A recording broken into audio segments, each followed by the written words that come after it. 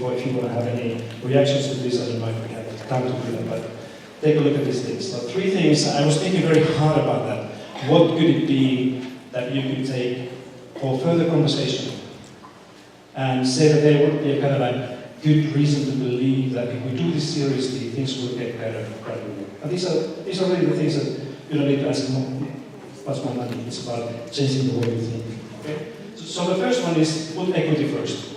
Okay? If you work in a school, if you're a teacher or principal, think about this. What would it mean to run the school so that equity is clearly a kind of a principle, value that we do in the school?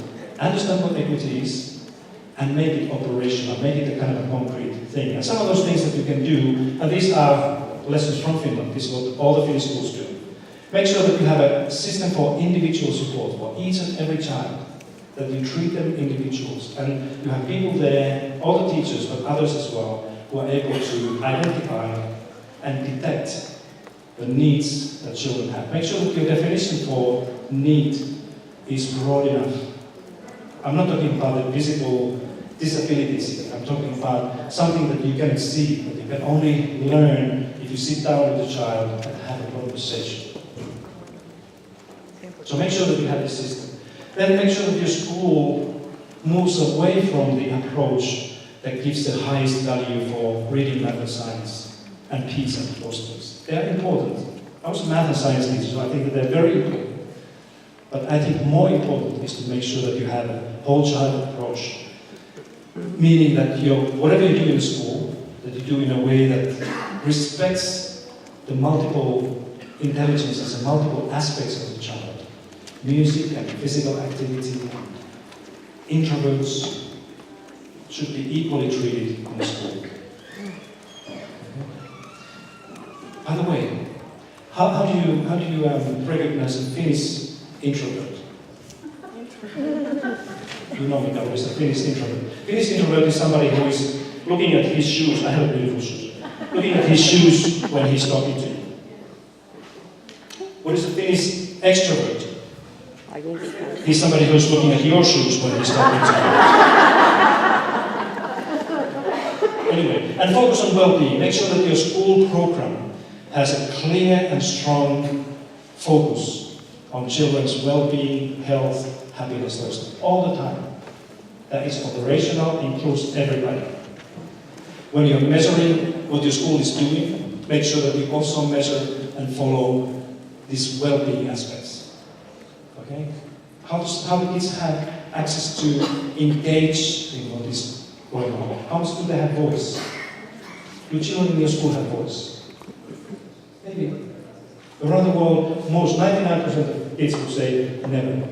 Nobody ever asked me in my school, what would I like to do, or whether this is interesting what I'm doing. It's an absolutely critical part of the well-being. Well-being enhances when kids feel that they belong to something, that they have a voice and they can say things. This is what all the Finnish schools do, more and more nowadays.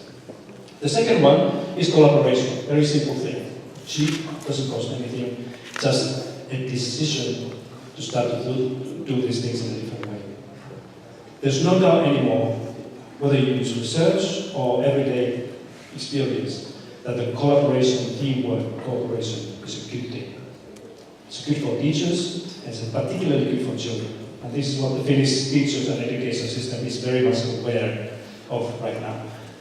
I would start with a kind of a true implementation or advancement of cooperative learning in the classrooms. Start with your children. Teach them how to collaborate. Don't just use cooperative learning methods. That's a wrong thing to do. Teach them about collaboration and cooperation. Teach about the mindsets and the values and the skills of listening and respecting other people's ideas, and then gradually move to learning. Use the same ideas when you learn. Okay? Teacher teamwork. Use the same things that you learn with your children about cooperative learning and teamwork when you work with your colleagues in school. Very, very important. All the high-performing education systems increasingly do this. Okay? And thirdly, try to establish gradually partnerships with other schools. I don't know how much you do now, but if you don't, it's a very good idea. To find another school with the same kind of intentions and mindset. and start to work with the school. Go to another school and see what they do there. How many of you have visited another school simply to see what your colleagues do in another school? Not too many, okay? Everybody should do that. This should be kind of a normal part of our work. Every month, you should have time to go and spend a day in another school somewhere else. Sit in a classroom of another teacher and see what's going on there. And learn. Very, very simple things to do. This is about leadership. If you're a school leader here, this is what you can do. If you're not a school leader here, you can speak to your boss, your senior, and say, why don't we do this? It doesn't cost anything, just a change of time. And finally, this is my last thing. Let the children play. It's simple like this. Okay? We have seen, and I have a new book coming called, the title is Let the Children Play, later this year. And for the book we did a kind of a global research, and what we found was that there's a huge kind of a decline in play among children.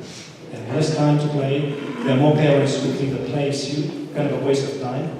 It's better to do homework and study and do something else. Children need time to play. So this is what you can do in your school. Make sure that we have recess. In Finland we have 15 minutes out of every 60 minutes dedicated for children. They can do their own things. They go outside and play. It's outdoor free play. Okay? If you don't have that, make sure that your school will do that. Okay? That you give enough time for kids to play between math and science and those things. Make sure that you have balanced curriculum. That you have these things. It's a little bit like same as a whole child course. You have these different things: music, arts, physical education. All those things, they're included as important issues as everything else. Okay? And then finally, educate parents. I spoke about this already. Make sure that your parents understand the importance of play. Okay? Show them research evidence. Give them my book. And see how play is absolutely a critical thing. Okay? I heard somebody was saying that in a preschool or kindergarten, in Finland, where all the 5 years, 6-year-old, they still sleep 2 hours every afternoon. That the parents are saying that if they sleep, why should we pay for it? There are people, adults, who think like this. If kids play, we should not pay for it. So if you have a private school, I'm not paying for playing. And if somebody says that, you have to change, you have to educate these parents that, listen, play is the best way to learn many things. It's not a waste of time. Okay? So these are some of those things. Do you think that these are doable? Yes. If you do those things, you can say that you're doing something inspired by Finland. Don't do the Finnish model, but you can do something that is inspired by Finland. Thank you so much, ladies and gentlemen.